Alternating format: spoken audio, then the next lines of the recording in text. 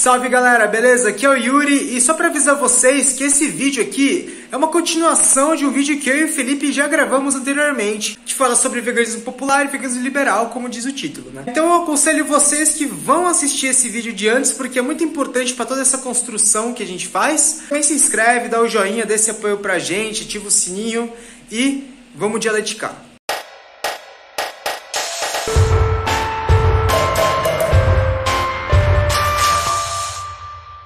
Vamos entrar nessa questão, que é a questão dos produtos industrializados em relação à causa vegana. Aliás, por muitos deles são perpetuados aí, vendidos por Sadia, por JBS, Marfrig, diversas empresas que lucram com o consumo da carne. É uma discussão polêmica, com certeza. O lado liberal, ele fala o seguinte: a gente pode apoiar essas empresas, que essas empresas um dia podem vir a se converter veganas. Em minha opinião, né, e de acordo com os dados que a gente tem da ascensão dessas carnes vegetais até o momento atual, isso não está acontecendo, né? Ou seja, por volta de 2017, 2018, começa a ter a ascensão das carnes vegetais, das proteínas vegetais, vendidas no mercado. A gente percebe que em 2, 3 anos dessa ascensão, não houve nenhuma diminuição do consumo da tortura animal, da produção da carne. Com certeza, mais pessoas se tornaram veganas aqui no Brasil, vegetarianos e tudo mais, por conta da emancipação da causa. Mas isso não foi só para diminuir a tortura animal. De acordo com as minhas pesquisas, não tem nenhum dado convincente, não existe nenhum tipo de estudo que realmente comprove a eficácia da emancipação dos produtos industrializados de carne vegetal, que relaciona isso com a diminuição do abate animal, da tortura animal e tudo mais. Então, fica comprovado, de acordo com isso, que realmente não existe a diminuição da tortura animal com a emancipação desse consumo. A gente tem que parar para refletir o que tem por trás da produção dessas carnes vegetais. As indústrias que estão por trás dessas carnes são as indústrias que matam animais dia após dia, né? Torturam animais dia após dia e tudo mais. Vale lembrar que essa cadeia da produção animal, essa cadeia do fetichismo, do gosto, do sabor do animal, né? Cadeia cultural do consumo do animal, é uma cadeia muito lucrativa e muito fácil de ser controlada. Para você ter realmente uma vaca, um boi, e cuidar dessa vaca e do boi, requer muito financiamento, requer muito dinheiro para você ter esse cuidado, requer muito tempo para você realmente cuidar desse boi, né, evoluir esse boi, crescer esse boi até a fase de abate. E não é todo mundo que tem esse dinheiro, não é todo mundo que tem esse viés econômico. Quem vai ter esse viés econômico de produzir realmente 1.000, 2.000, 3.000 cabeças de boi vão ser pessoas da elite. O consumo de carne, toda essa propaganda que tem por trás desse consumo de carne, favorece os grandes produtores de elite. Vale ressaltar também que isso tem total a ver com a relação do American Way of Life, que foi desenvolvida muito no século XX, por exemplo, essa questão do consumo excessivo, e aí fast food para todo lado, e a forma como isso molda tudo aquilo, e as propagandas, por exemplo, da família Doriana. Mas eu acho que isso a gente pode fazer um vídeo específico sobre esse assunto mais para frente.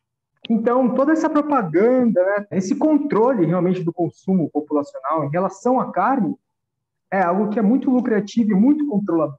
É algo que vai trazer uma massa muito grande trabalhar para essas grandes pessoas da agropecuária, né, esses grandes produtores de gado, financiados também pela JBS. Lembrando que em todo esse ciclo, que é muito grande e muito difícil se compreender tudo isso, existe não só o produtor e a JBS, existe a empresa terceirizada que participa do carregamento, ou seja, da busca dessas aves, animais de corte e tudo mais, para levar para os abatedouros. Depois, uma outra terceirizada que vai levar a carne do abatedouro para o supermercado. Uma cadeia muito grande, envolve até a indústria farmacêutica com aplicação de antibióticos.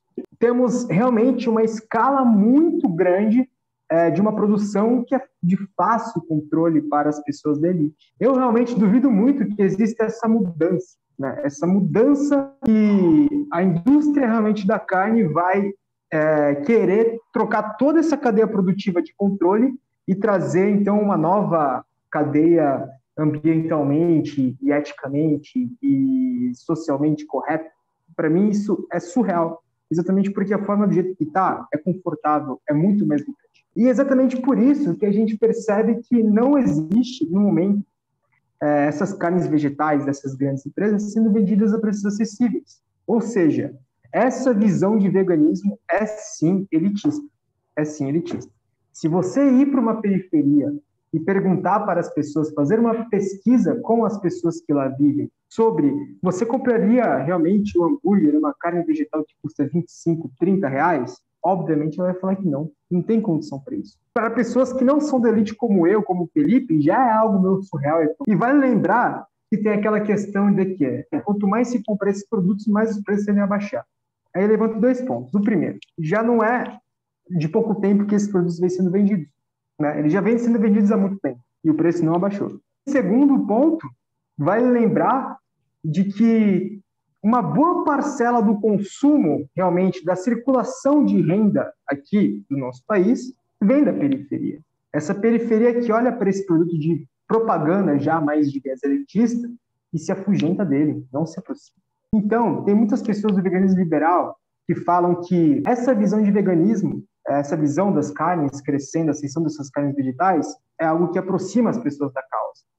Em certos pontos, sim. Dependendo da pessoa, com certeza é muito positivo para ela ir e comprar algo que tem um sabor muito parecido com a carne e ver, putz, eu posso consumir esse produto. Pessoas que não têm condição de comprar isso acabam por ver o veganismo, aliás, como o vegano periférico que se fala, aliás, eu recomendo muito o documentário dele, eles começam a ver o veganismo como algo inalcançável, como algo que não é da realidade dele. E isso afasta a periferia. Lembrando que a periferia é muito importante, aliás, é a maior porcentagem, né, do consumo, da circulação de renda. Então, não tem como o preço abaixar se a periferia não tiver acesso a esse produto. Exatamente. E se a gente entrar também na questão da saúde, mesmo que de forma breve, a gente pode perceber também que isso envolve, assim, diversas coisas, inclusive a questão dos antibióticos. 50% dos antibióticos do mundo são destinados justamente para os animais.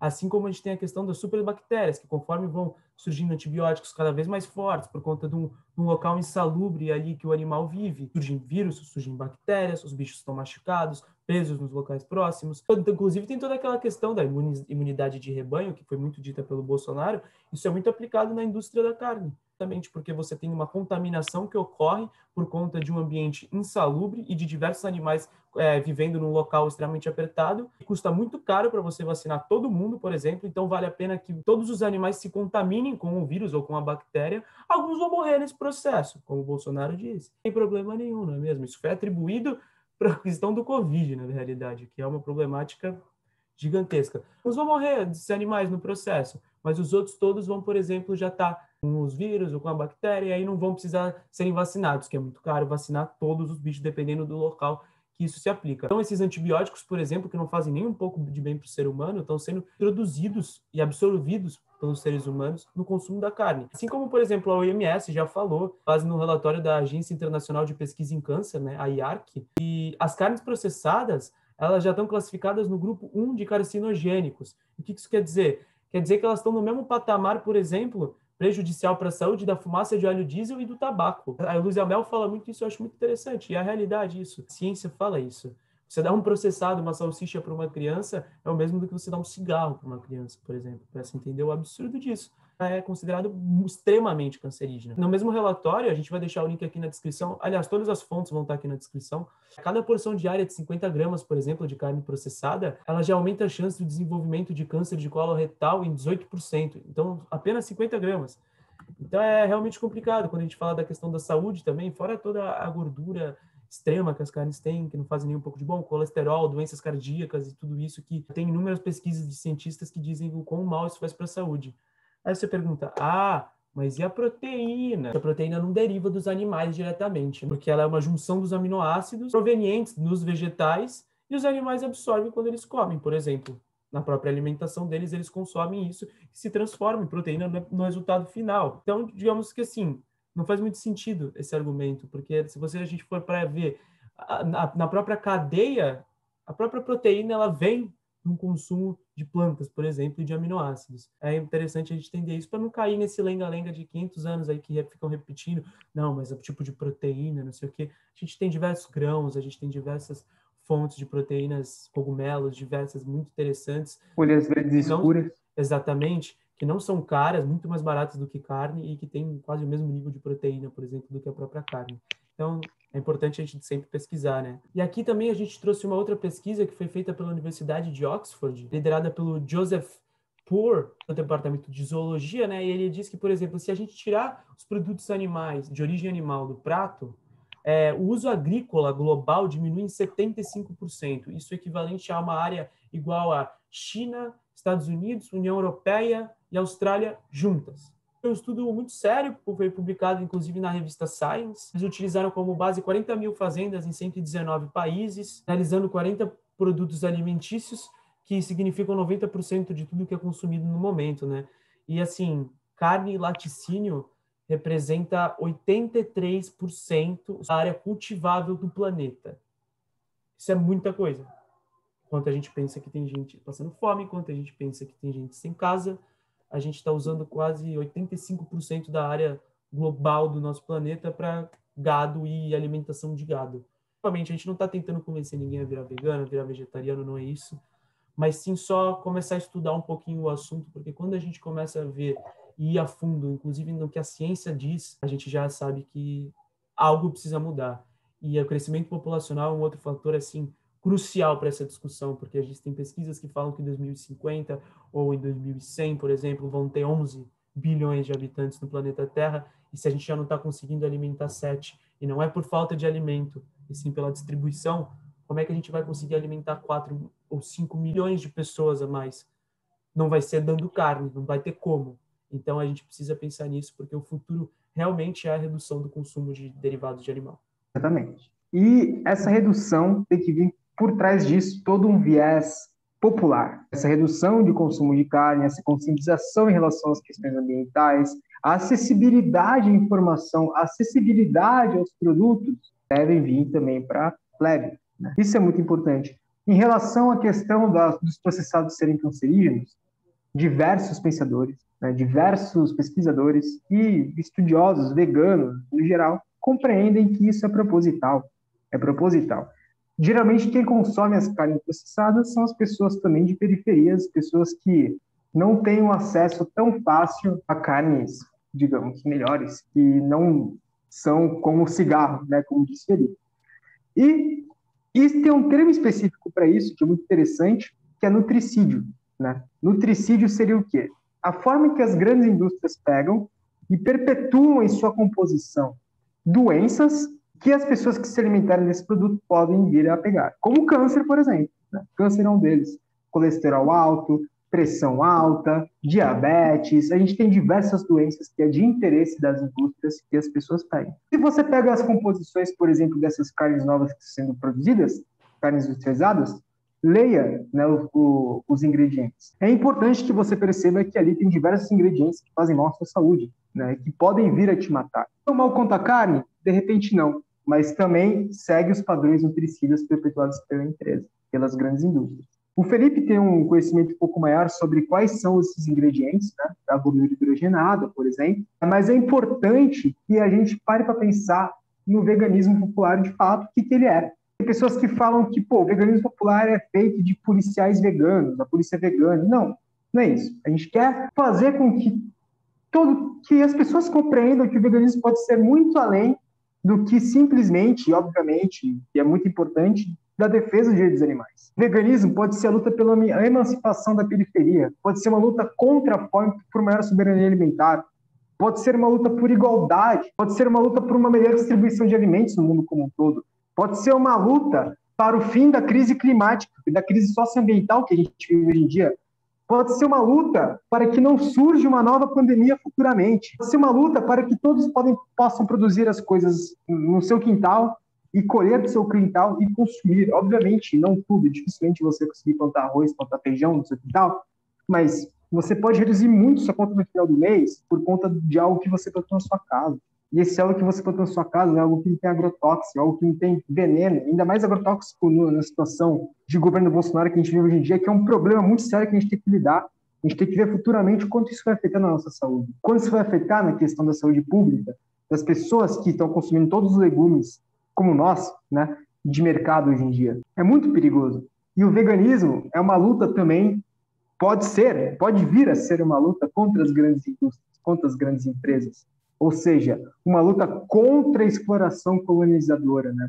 Uma luta para a emancipação das pessoas para que menos dependam desse mercado cruel. Ou seja, se você produz no seu quintal e vende o que você produz, você consegue ganhar sem estar sendo subjugado realmente por essa grande elite que subjuga os trabalhadores da agropecuária.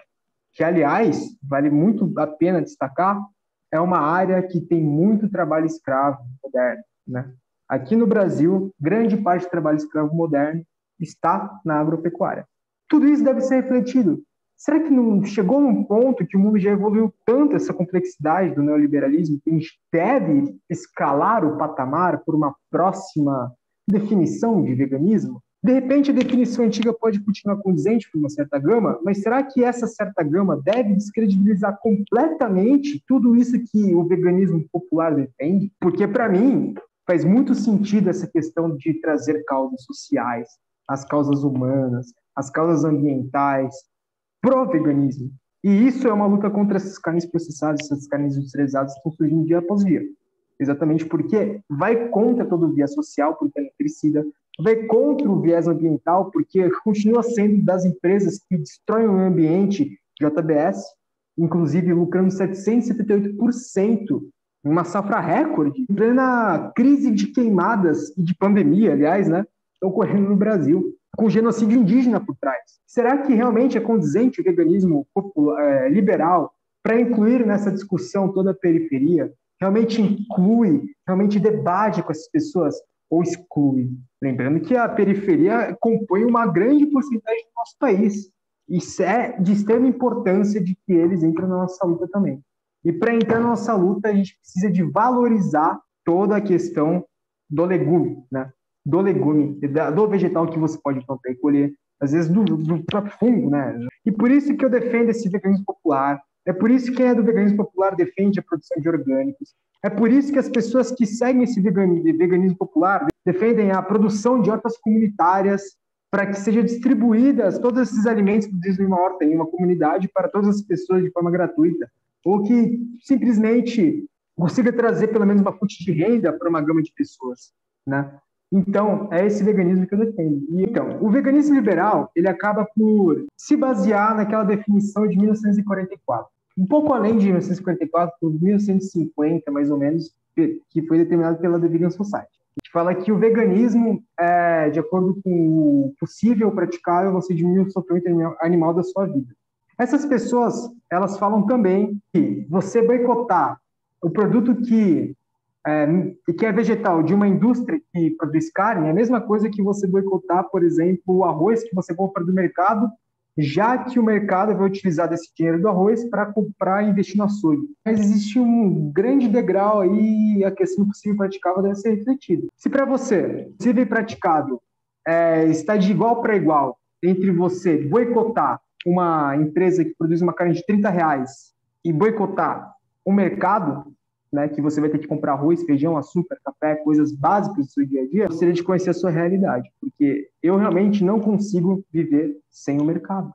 E também compreender que essa discussão de veganismo é uma discussão que vem de muito tempo. O veganismo é uma parte, assim, um ponto nessa discussão fundamental e extremamente importante na evolução da epistemologia, com certeza, mas um ponto.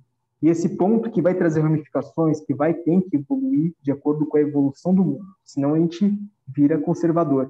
E o veganismo liberal continua também se progredindo e tentando dialogar com o capitalismo, e tudo bem que existe o veganismo liberal, que defendam o que eles acreditam que é correto, e que haja esse respeito mútuo entre as duas ideologias, né? Para que as duas dialoguem, e para que a gente consiga desenvolver um estudo que é dialético, e que a gente continua conseguindo compreender as complexidades desse mundo e evoluir ainda mais o conhecimento. Isso, no momento, ficamos por aqui. É isso, muito obrigado a todo mundo que acompanhou a gente até aqui. Não esquece de deixar o seu like, se inscrever no canal, compartilhar o vídeo com os amigos. Bom, Viga. Valeu!